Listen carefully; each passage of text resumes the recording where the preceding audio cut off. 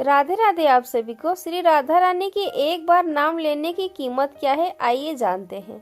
एक बार एक व्यक्ति था, वह एक संत जी के पास गया और कहता है कि संत जी, मेरा एक बेटा है, वह न तो पूजा पाठ करता है और न ही भगवान का नाम लेता है। आप कुछ ऐसा कीजिए कि उसका मन भगवान में लग जाए। संत जी कहते हैं, ठीक है बेटा, एक दिन तू उसे मेरे पास लेकर आ जा।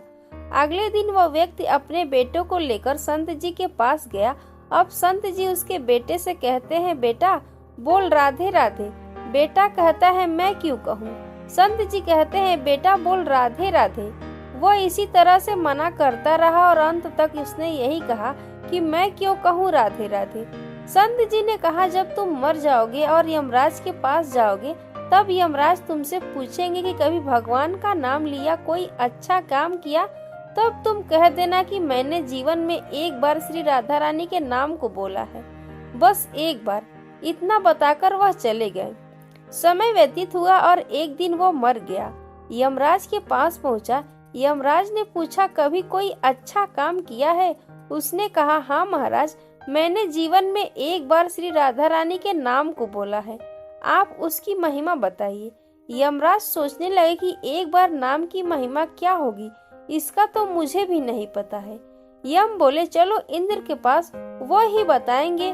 तो वो व्यक्ति बोला, मैं ऐसे नहीं जाऊंगा, पहले पालकी लेकर आओ, उसमें बैठ कर जाऊंगा। यमराज ने सोचा ये बड़ी मुसीबत है, फिर भी पालकी मंगवाई गई और उसे बिठाया गया। 4 कहार लग गए। वो बोला, यमराज जी, सबसे आगे वाले कहार को हटाकर उसकी जगह आप लग जाइए। यमराज जी ने ऐसा ही किया।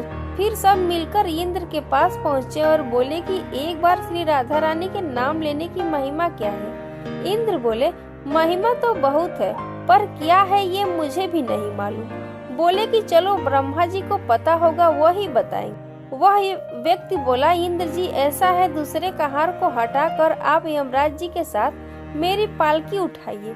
अब एक और यमराज पालकी उठा रहे हैं और दूसरी तरफ इंद्र लगे हुए हैं। पहुँचे ब्रह्मा जी के पास। ब्रह्मा ने सोचा कि ऐसा कौन सा प्राणी ब्रह्मलोक में आ रहा है जो स्वयं इंद्र और यमराज उसकी पालकी उठाकर ला रहे हैं। ब्रह्मा के पास पहुँचे सभी ने पूछा कि एक बार श्री राधा रानी के नाम लेने की महिमा क्या है।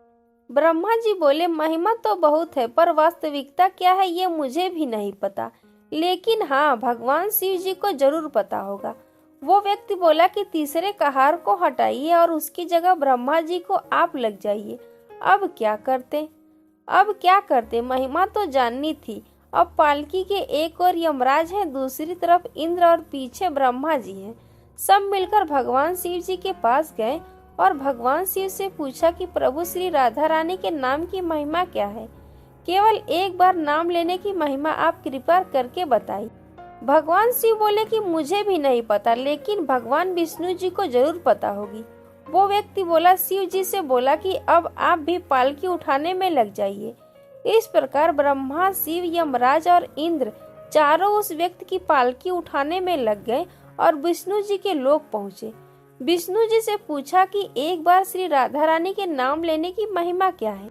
विष्णु जी बोले, अरे जिसकी पालकी को स्वयं मृत्यु का राजा यमराज, स्वर्ग का राजा इंद्र, ब्रह्मलोक के राजा ब्रह्मा और साक्षात भगवान शिव उठा रहे हो, इससे बड़ी महिमा क्या होगी। जब सिर्फ एक बार श्री राधा रानी नाम लेने के कारण आपने इसको पालकी में उठा ही लिया है, तो अब ये मेरी गोद में बैठने का अधिकारी हो गया। भगवान श्री कृष्ण ने स्वयं कहा है कि जो केवल रा बोलते हैं तो मैं सब काम छोड़कर खड़ा हो जाता हूँ, और जैसे ही कोई धा शब्द का उच्चारण करता है तो मैं उसकी ओर दौड़ लगाकर उसे अपनी गोद में भर लेता हूँ।